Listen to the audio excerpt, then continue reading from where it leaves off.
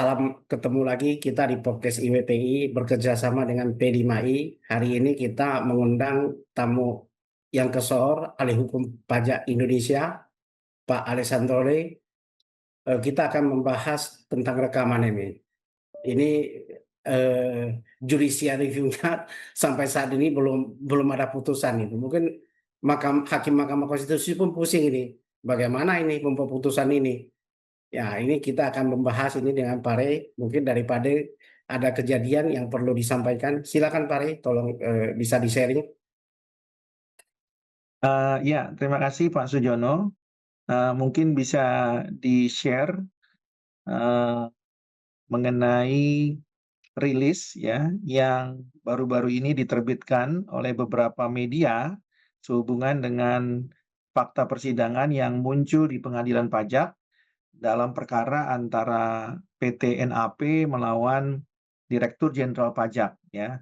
Jadi Pak Sujono, rekan-rekan wajib pajak, ada satu fakta persidangan ya di mana WP itu mengajukan gugatan kepada Direktur Jenderal Pajak dan diperiksa oleh majelis hakim yang terdiri dari ahli hakim, kemudian juga Hakim Junaidi Eko Widodo dan juga Hakim Muhammad Hanif Arkani begitu ya.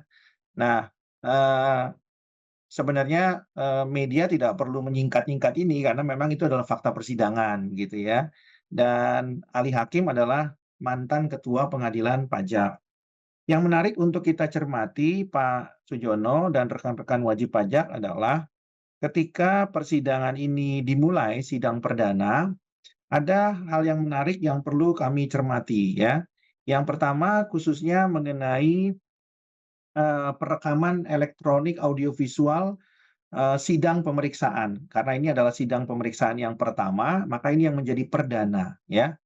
Nah, kita tahu bahwa persidangan di pengadilan pajak itu menurut pasal 50 ayat 1 Undang-Undang Pengadilan Pajak adalah dibuka dan terbuka untuk umum ya. Jadi ini sekaligus memberikan informasi, banyak sekali wajib pajak yang mengatakan apakah pengadilan pajak itu tertutup?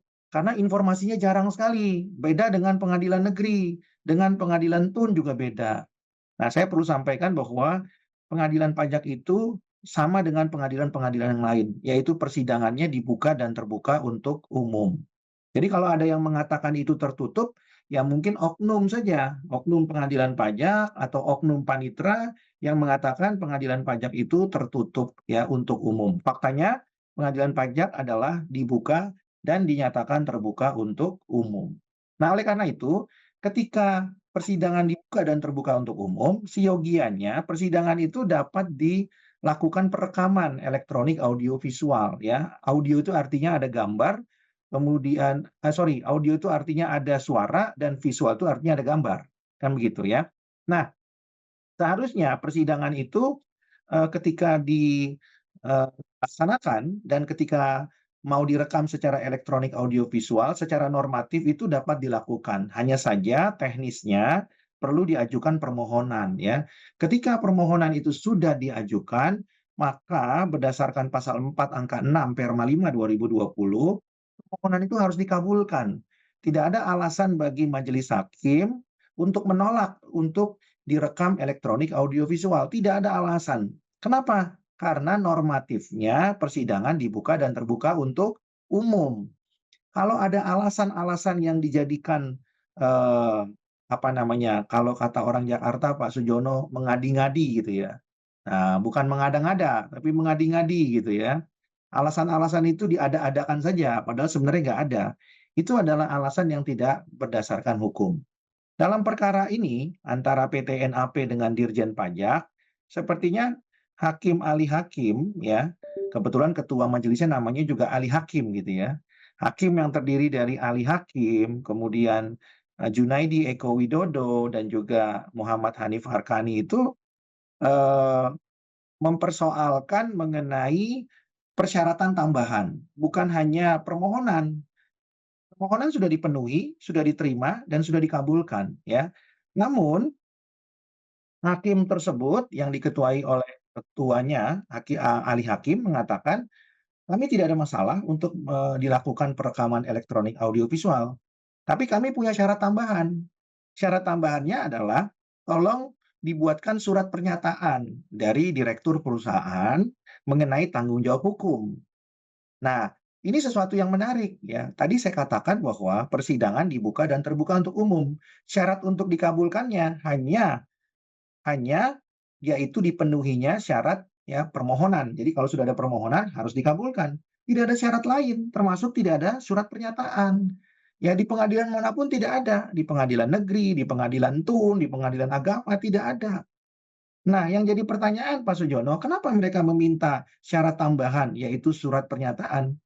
Nah, menurut saya ini adalah bentuk kekhawatiran dan ketakutan yang berlebihan. Karena menurut mereka, kalau ada surat pernyataan mengenai tanggung jawab hukum, ketika mereka dirugikan berkaitan dengan Undang-Undang ITE, maka mereka bisa menempuh upaya hukum kepada prinsipal atau mungkin kepada kuasanya.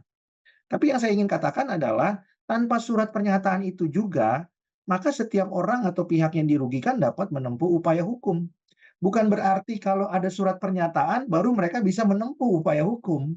Misalnya menggugat prinsipal atau kuasanya atau melaporkan pidana prinsipal dan kuasanya. Tidak perlu karena upaya hukum itu tidak bisa dibatasi dengan dipenuhinya syarat surat pernyataan. Tidak seperti itu. Nah, ini yang kemudian menurut saya ketua majelis, ahli hakim dan kawan-kawan ini juga kurang mumpuni dalam bidang hukum ya.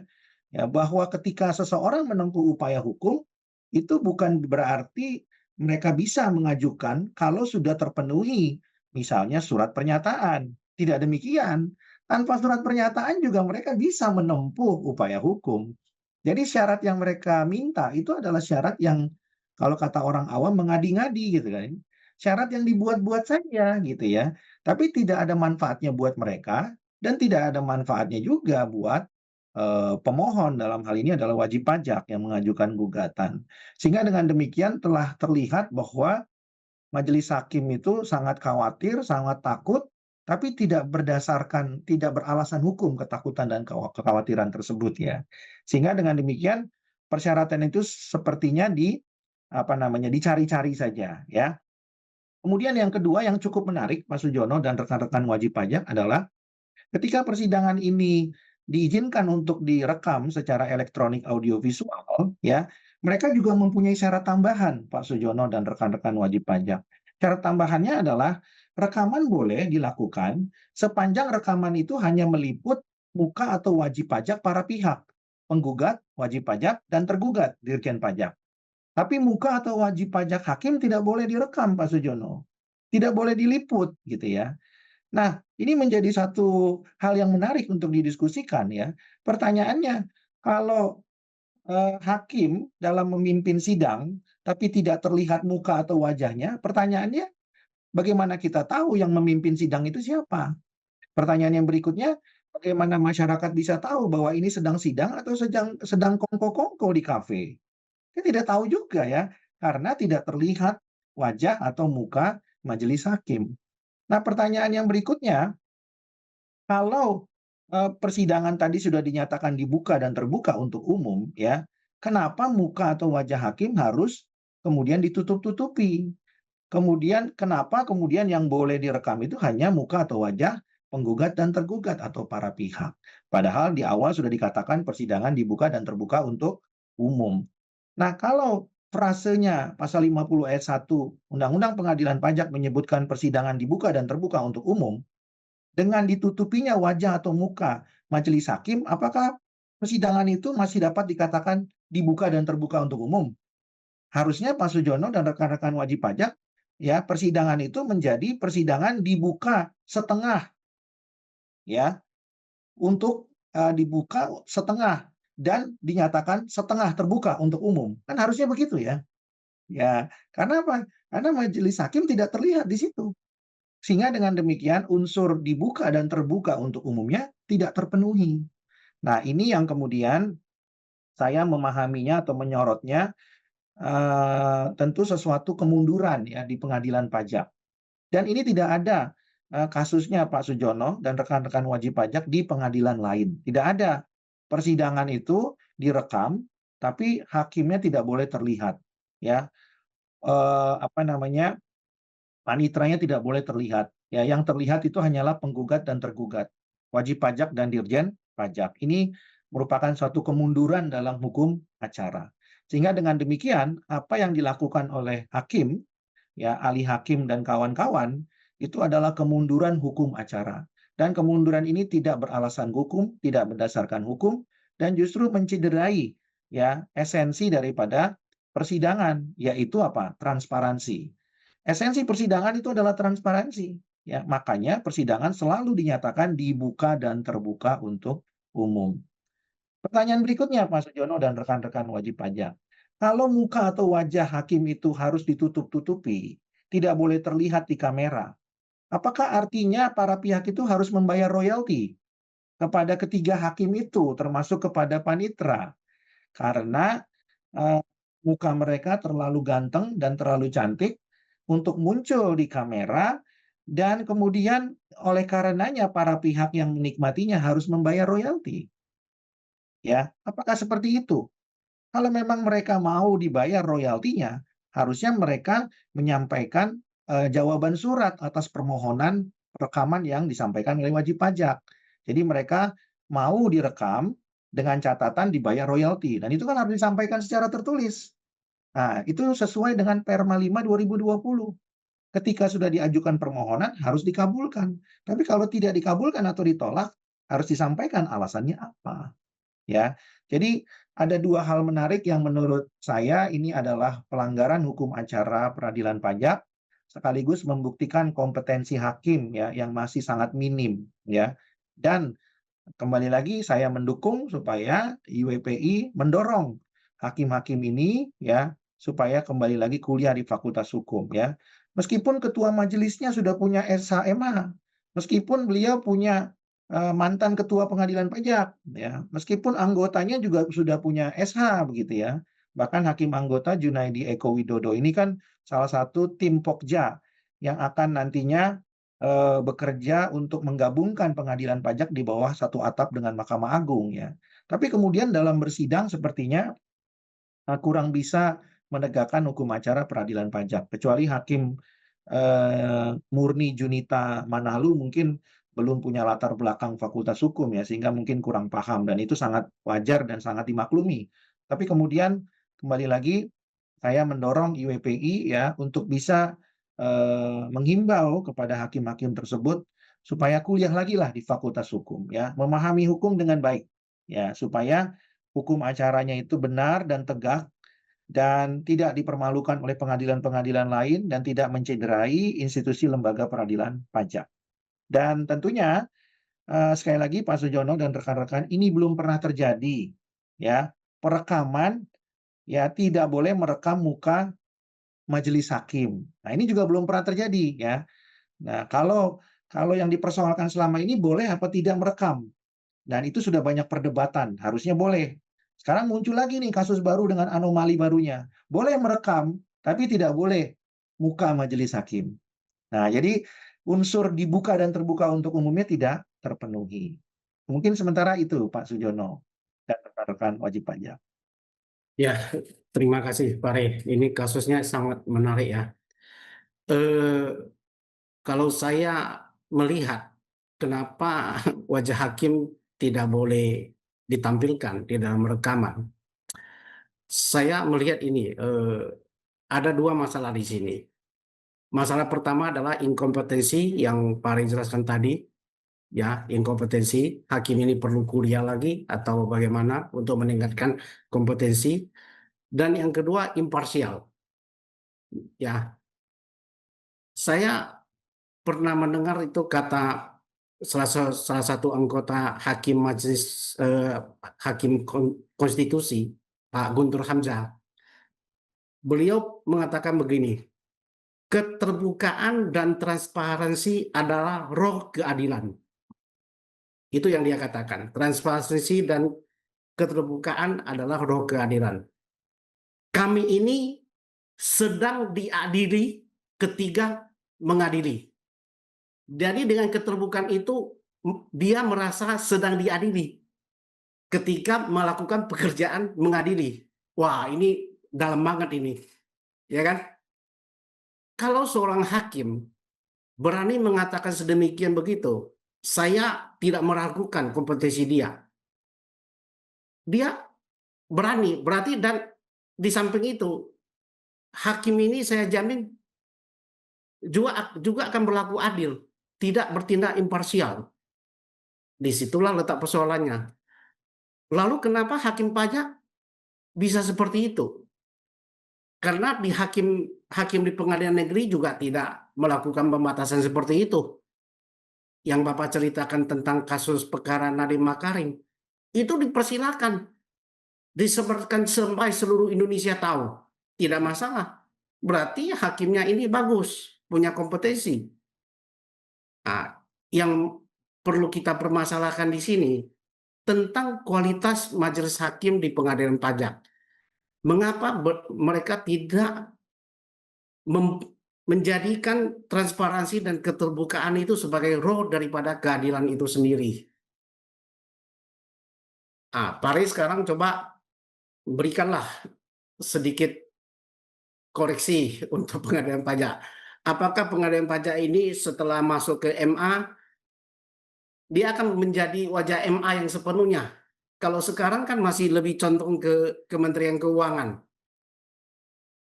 ya kan? Kita sangat berharap setelah 1 Januari tahun 2027 ini wajah pengadilan pajak ini akan berubah total. Kira-kira gimana pandangan Pare? Ya, terima kasih Pak Sujono. Tentu fakta ini terus mendorong kami dan memotivasi kami, khususnya dari P5I, untuk bisa memberikan masukan kepada lembaga peradilan, khususnya pengadilan pajak.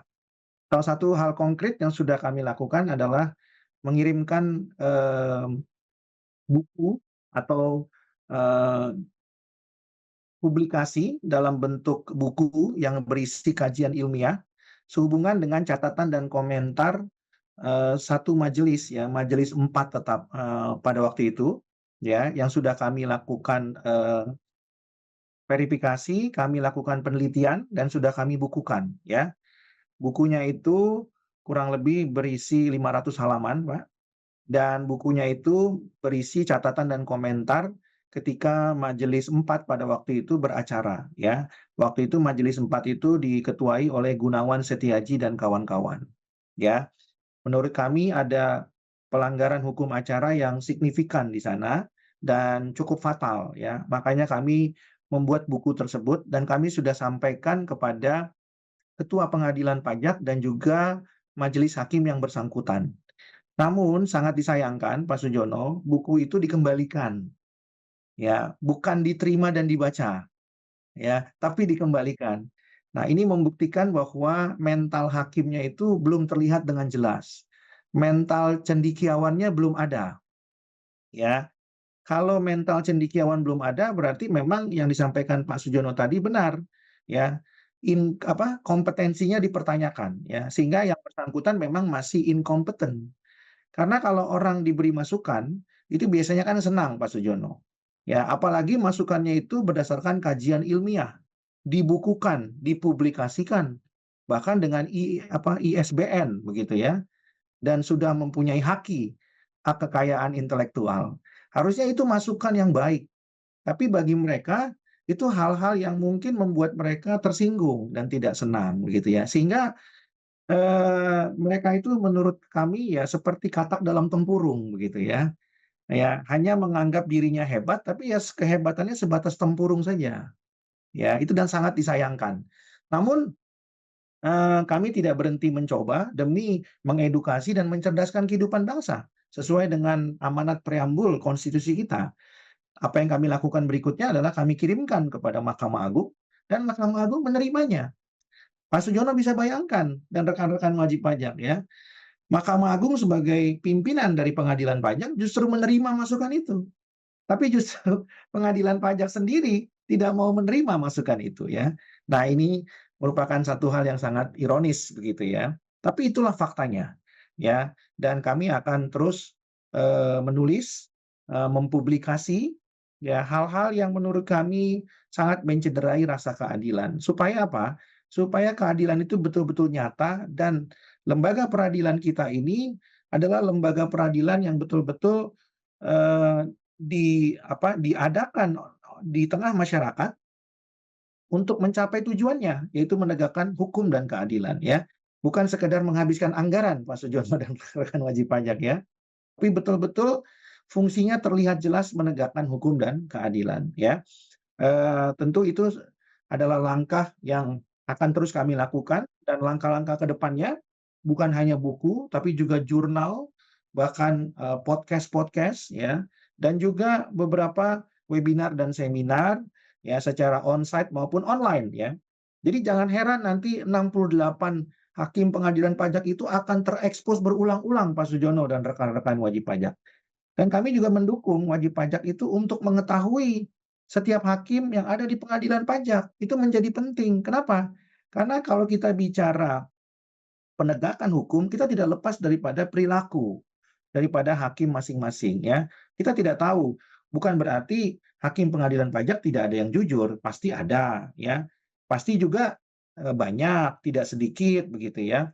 Tapi kan ada oknum-oknum ini yang masih berkeliaran kan begitu. Ya, kita makanya perlu bersama-sama dengan wajib pajak yang jumlahnya kurang lebih 70 juta itu untuk memberikan masukan, mengedukasi ya, dan juga eh, mencerahkan bahwa sebenarnya yang seharusnya itu begini berdasarkan normanya. Nah, saya perlu tambahkan juga Pak Sujono, perkara ini menarik nih. Nah, ketika perkara ini disidangkan, itu persidangannya dimulai jam 13.15 ya. Sementara hakim yang lain di majelis yang lain jam 12 itu biasanya berhenti makan siang isoma. Tapi Oh. kemudian jam 13.15 sidang tetap dilanjutkan. Sehingga mungkin majelis hakimnya termasuk ketua majelis ahli hakim dan kawan-kawan juga bersidangnya emosi dan terburu-buru. Kenapa? Mungkin mereka Hmm. juga itu Jono dan kawan-kawan. Ya. Kenapa? Karena menganggap persidangan itu biar cepat selesai. Jadi mindset mereka sidang cepat selesai, mereka cepat pulang kan begitu. Padahal sebenarnya kalau mereka lelah dan letih, sidang bisa di skors begitu ya dan dilanjutkan lagi nanti setelah istirahat makan siang. Nah, mereka juga harus belajar dari pengadilan-pengadilan lain Pak Sujono, di mana hakim itu ketika letih dan lelah, dia juga bisa skors, bahkan skors makan malam, sidang lagi sampai jam 9 malam itu ada. Ya, bahkan sampai jam 11 malam pun ada. Nah, yang saya mau katakan, daripada sidang dilaksanakan asal-asalan, ya, perut dalam keadaan lapar, emosi tinggi, ya, kemudian kalau sidangnya lama itu menjadi tidak nyaman, lebih bagus sidang itu diskors dan istirahat itu diberikan ya. Sehingga dengan demikian persidangan itu menjadi berkualitas, nyaman, dan juga bisa memenuhi kepentingan daripada para pihak. Daripada sidang dipaksakan, biar cepat, ya kan, cepat selesai tapi ternyata panjang, akhirnya menimbulkan emosi, kemarahan, perdebatan kusir yang tidak jelas, termasuk perdebatan mengenai surat pernyataan, dan termasuk perdebatan mengenai muka hakim tidak boleh direkam. Nah, itu terjadi karena hakimnya mungkin sedang lapar Pak Sujono dan wajib pajak, ya. Coba andai kata mereka tidak lapar, mungkin mereka tidak akan mempersoalkan itu, ya. Andai kata mereka sudah sholat, mungkin mereka akan lebih tenang cara berpikirnya. Tapi karena kondisinya sangat sudah capek, ya, sudah jam 13.15, hampir setengah dua, belum makan siang, belum sholat, begitu ya. Mungkin ditambah lagi ada WA-WA dari pihak lain, termasuk mungkin dari keluarga mungkin, yang memberikan beban tambahan, mungkin begitu ya, kan ini dugaan. Akhirnya sidangnya menjadi apa? Tidak berkualitas ya, sidangnya tidak kemudian, mengakomodir kepentingan para pihak. Jadi saya sarankan kepada hakim-hakim di pengadilan pajak, kalau mau sidang itu tenangkan pikiran, ya, berdoa sebelum sidang, tentu makan dulu ya Pak Sujono ya, dan kawan-kawan begitu ya, supaya sidang itu menjadi, apa namanya, berkualitas lah, bisa memberikan atau mengakomodir kepentingan para pihak ya. Jangan mau cepat-cepat, akhirnya lama juga akhirnya sidangnya ini kan, memakan waktu hampir 1 jam, ya. Nah, oleh karena itu, sidang itu jangan dianggap formalitas. Sidang itu adalah media untuk mengumpulkan informasi, agar putusannya menjadi berkeadilan. Demikian, Pak Sujono. Ya, terima kasih Pak Rey. Ya udah panjang lebar ini penjelasan dari Pak Rey.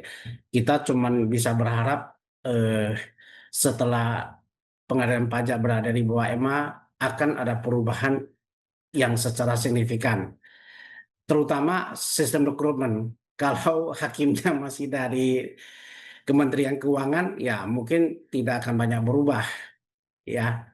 Tetapi kalau diberi peluang dari pihak eksternal di luar Kementerian Keuangan bisa menjadi hakim di pengadilan pajak, tentu ini akan membawa angin segar dan membawa banyak perubahan di Mahkamah Agung. Kalau ini dipindahkan ke Mahkamah Agung dan perilaku hakim pajak masih seperti itu, sebenarnya yang malu ini Mahkamah Agung. Mahkamah Agung akan dianggap tidak mampu melakukan pembinaan terhadap hakim-hakim di pengadilan pajak.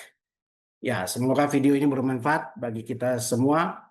Salam sehat untuk kita semua. Terima kasih untuk Pak Rey. Terima kasih Pak Sujono.